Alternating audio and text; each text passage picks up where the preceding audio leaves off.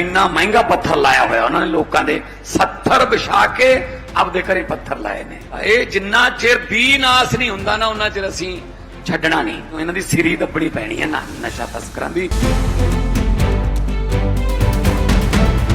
पंजाब च चली बदलाव दी लहर, नशिਆਂ खिलाफ जाग उठिया पंजाब। बदलाव दी लहर चलण तो बाद कई दहाकिਆਂ मगरों पंजाब च कोई अजिही सरकार आई है जो नशिਆਂ खिलाफ पूरी ताकत दे नाल लड़ रही है। ਅੱਜ पंजाब दे कई नौजवान नशिਆਂ ਨੂੰ ਛੱਡ ਕੇ ਖੇਡਾਂ ਵੱਲ ਅੱਗੇ ਵਧ ਰਹੇ ਨੇ ਤੇ ਖੇਤੀਬਾੜੀ ਦੇ ਨਾਲ ਜੁੜ ਰਹੇ ਨੇ। ਪਰ ਕੋਈ ਵੀ ਸਮਾਜ ਦੀ ਲੜਾਈ ਇਕੱਲਿਆਂ ਨਹੀਂ ਜਿੱਤੀ ਜਾ ਸਕਦੀ। ਜੇਕਰ ਪੰਜਾਬ 'ਚ ਨਸ਼ਿਆਂ ਨੂੰ ਜੜ ਤੋਂ ਖਤਮ ਕਰਨਾ ਹੈ ਤਾਂ ਹਰ ਪੰਜਾਬੀ ਨੂੰ ਅੱਗੇ ਆ ਕੇ ਸਰਕਾਰ ਦੇ ਨਾਲ ਖੜਨਾ ਪਵੇਗਾ।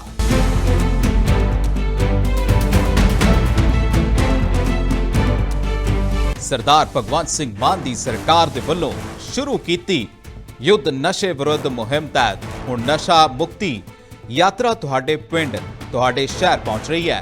तुसी भी यात्रा च शामिल होके अपना फर्ज निभाओ अते पंजाब नू नशा मुक्त बनाओ।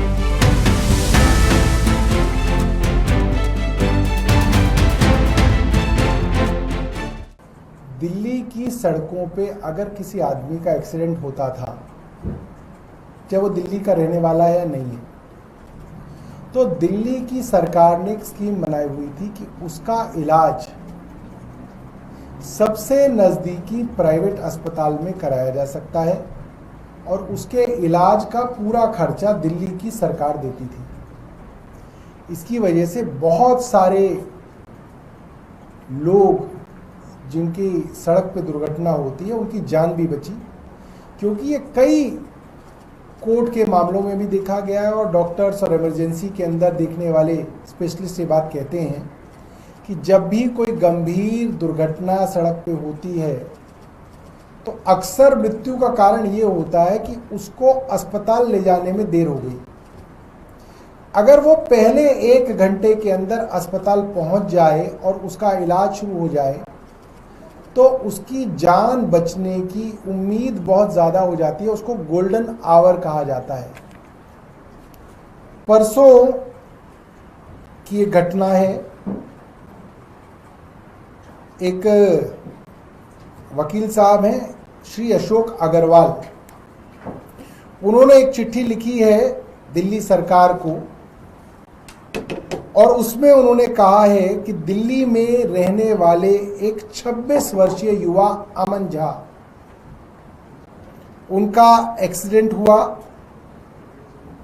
दिल्ली में हुआ। एक्सीडेंट के कारण उनको चोट लगी। उनका इलाज कराने सबसे पहले वो नज़दीकी private hospital spinal injury centre में ले गए, वहाँ उनका इलाज नहीं हुआ। फिर उनको दूसरे प्राइवेट अस्पताल फोर्टिस हॉस्पिटल वसंत कुंज ले जाया गया, वहां पे भी इलाज नहीं हुआ। फिर उनको प्राइमस सुपर स्पेशलिटी हॉस्पिटल ले जाया गया, एक और प्राइवेट अस्पताल, और वहां पे भी अस्पताल में इलाज नहीं मिला। अंततः थक हार के उनको सरकार के अस्पताल सफदरजंग में दाखिल कराया गया और सफदरजंग में उनकी मृत्यु हो गई। आप सोचिए कि ये अमन झा कोई भी हो सकते हैं, ये अमन झा आप भी हो सकते हैं, ये अमन झा जो भी ये प्रेस कॉन्फ्रेंस सुन रहे हैं वो भी हो सकते हैं, और उनका कोई रिश्तेदार भी हो सकता है, उनका अपना जवान बेटा भी हो सकता है। क्योंकि जब रोड पे एक्सीडेंट होता है तो उसके ऊपर सर पे नहीं लिखा होता कि वो भारतीय जनता पार्टी का नेता है या भारतीय जनता पार्टी का वोटर है या वो किस पार्टी का वोटर है। एक्सीडेंट तो होते हैं, और जब एक्सीडेंट होता है तो फ़ोन वोन सब टूट जाते हैं, अपना सगा संबंधी नहीं आ पाता है। कोई सड़क चलता आदमी अगर हिम्मत कर ले तो वो उसको नज़दीकी अस्पताल में ले जाके छोड़ सकता है, इतना ही आप काम कर सकते हैं। और यही उम्मीद दिल्ली सरकार ने की कि आप बिना ये सोचे कि सरकारी अस्पताल कितनी दूर है, कितना खर्चा लगेगा, आप इसको सबसे निकट के प्राइवेट अस्पताल में बस दाखिल करा दो तो आप दिल्ली का फरिश्ता कहलाओगे। उसका सारा का सारा इलाज का खर्चा दिल्ली सरकार देती थी और हजारों इस तरीके के दुर्घटनाग्रस्त लोगों की मदद हुई और उनकी जान बची। और ये बड़े शर्म की बात है कि दिल्ली सरकार ने ये स्कीम बंद कर दी और इसकी वजह से इन 3 अस्पतालों ने इसको नहीं देखा और ये आदमी 26 साल का अमन झा गुजर गया। क्या होगा उसके परिवार में, माँ बाप होंगे, बीवी बच्चे होंगे, मुझे जानकारी नहीं है, मगर जो भी होगा कुछ अच्छा नहीं होगा किसी परिवार के लिए। एक 26 साल के लड़के का ऐसे गुजर जाना और देश की राजधानी में 3 अस्पतालों में जाना और इलाज ना होना, ये एक शर्मसार कर देने वाली बात है। तो अशोक अग्रवाल जी ने दिल्ली सरकार के स्वास्थ्य विभाग को लिखा है कि इन 3 अस्पतालों पर कार्रवाई की जाए। हालांकि मुझे उम्मीद कम है कि दिल्ली की भारतीय जनता पार्टी सरकार प्राइवेट अस्पताल या प्राइवेट स्कूल के ऊपर कोई कार्रवाई करे, इसकी उम्मीद मुझे भारतीय जनता पार्टी की सरकार से ना के बराबर है। मगर इस वक्त मैं ये जरूर बताना चाहूंगा कि जब हमारी सरकार थी तब भी दिल्ली के एलजी विनय सक्सेना और उनके चहेते अफसरों ने इस स्कीम को रोकने की कोशिश की। इस स्कीम के अंतर्गत आने वाले प्राइवेट अस्पतालों के बिल रोके गए, फंड्स रोके गए। मैं सुप्रीम कोर्ट में खुद एक हेल्थ मिनिस्टर की हैसियत से गया, सुप्रीम कोर्ट के अंदर हमें मुकदमा करना पड़ा, तब जाके ये स्कीम के पैसे दिए गए और ये स्कीम दोबारा से सुचारू रूप से चल पाई। और जब से अब इनकी सरकार आई है, इन्होंने दोबारा से इस स्कीम को ठप कर दिया है। मैं सिर्फ रेखा गुप्ता जी से कहना चाहूँगा, इस तरीके की मानवीय स्कीमों के अंदर राजनीति ना लाएं। ये बहुत घटिया संकेत है कि आप इस तरीके की स्कीमों को भी घटिया और छोटी राजनीति के चलते रोक रहे हैं। बहुत बहुत धन्यवाद। तो कारण क्या रहा था कि तीनों अस्पतालों ने जो है क्या फैसला नहीं लिया, यही रहा। देखिए इन्होंने जो लिखा है इसके अंदर, in NCT of Delhi a victim of road accident namely Aman Jha died due to denial of treatment by 3 private hospitals namely ये by giving various excuses while it is very clear by the government, यही कि अलग अलग बहाने बना के उन्होंने उनका इलाज नहीं किया। ये तब होता है, देखिए आप इस बात को समझिए, जब सरकार प्राइवेट अस्पताल को इलाज का पैसा देगी तो प्राइवेट अस्पताल उसका इलाज करेगा।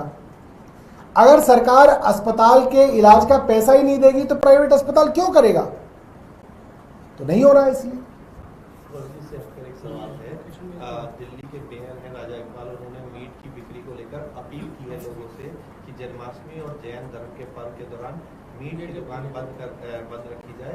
उन्होंने कहा है कि अवैध बूचड़ खानों को चलने नहीं दिया जाएगा और चलते पाए गए तो सस्पेंड कर दिया जाएगा। देखिए अवैध बूचड़ खानों को तो वैसे ही नहीं चलने दिया जाना चाहिए।